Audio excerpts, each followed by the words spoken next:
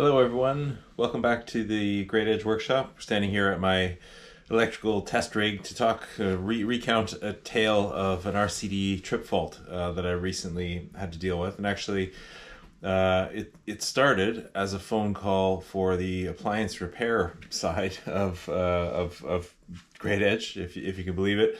A customer who had been recommended to me because I fix washing machines told me the phone call was that every time the washing machine gets switched on, it trips the electric. In a little bit more, with a little bit more conversation with the customer, turns out that she just had her kitchen redone, and it was the very first time that the washing machine got plugged in. It's an old washing machine that she'd had for a while, but at the very first time that it got plugged in the new location, in the new socket that the kitchen fitters had just set up, is when it started tripping, and they were plugging it in, switching it on. As soon as you switched it on, it tripped the electrics.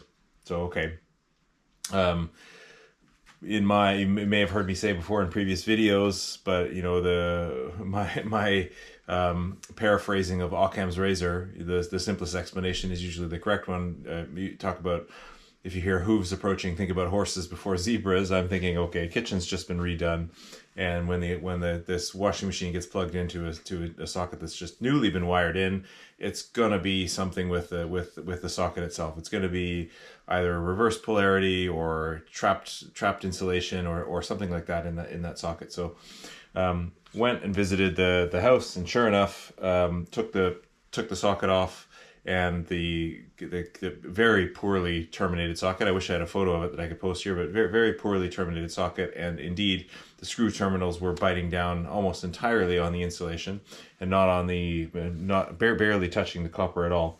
So I rectified that, cleaned up the terminations, put everything back in, switched on the washing machine. It started and it ran through a cycle absolutely fine. At the time, I only did a rinse and spin because I didn't want to stand there for 90 minutes to watch the cycle complete.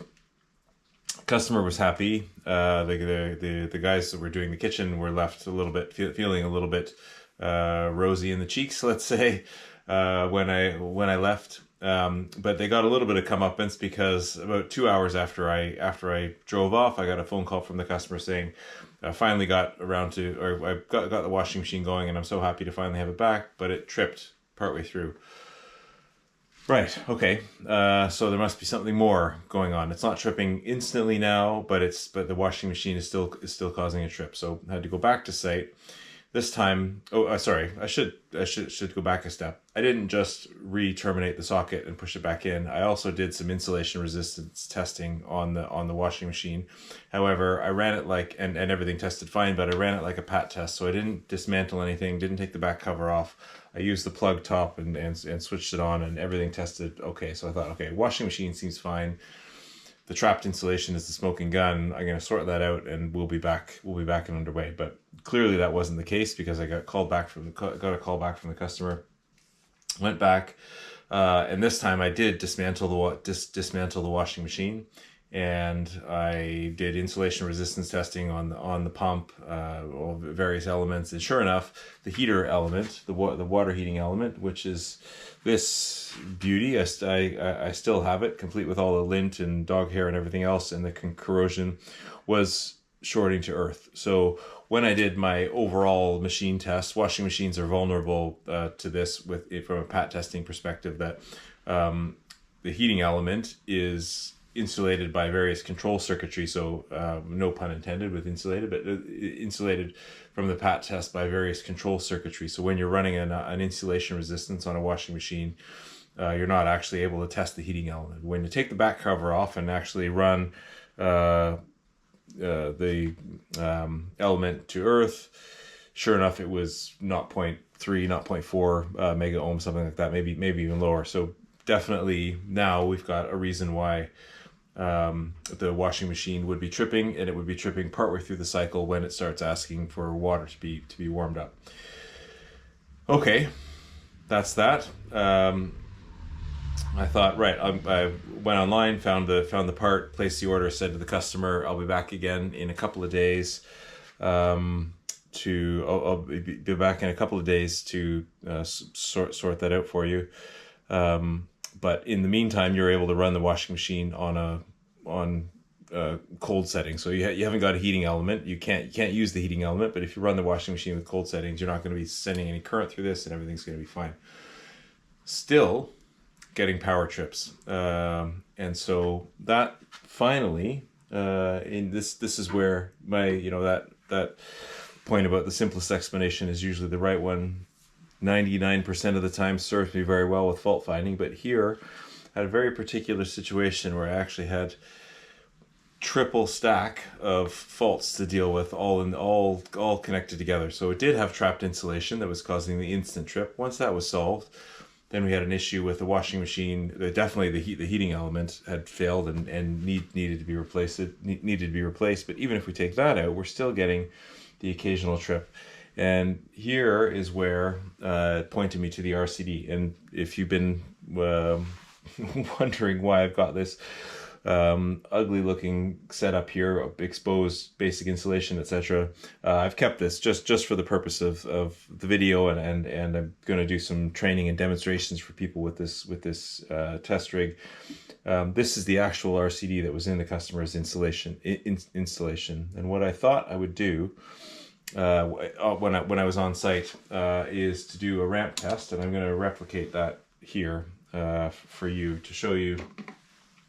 Maybe in addition to trapped insulation, in addition to the failing element, we've got a problem that the RCD is overly sensitive. So ran a ramp test on the RCD, and this is what I got: 13 milliamps, which is a fail. It's a fail in any circumstance. Even if it was an RCBO, this would be a fail, because for a 30 milliamp RCD, it needs to be at least 50% of its rated current. So it should be tripping at 15 milliamps or above.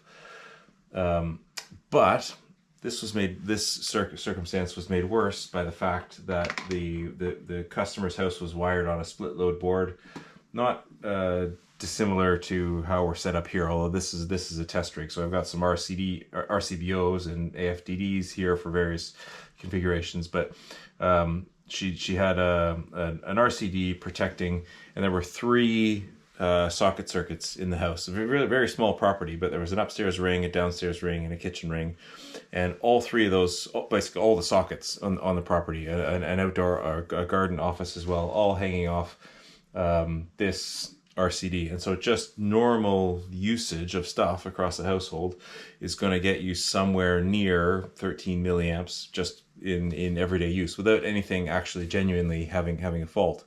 When I put my earth leakage clamp meter around the tails for my place, the overall leakage is typically in the low 20 milliamps.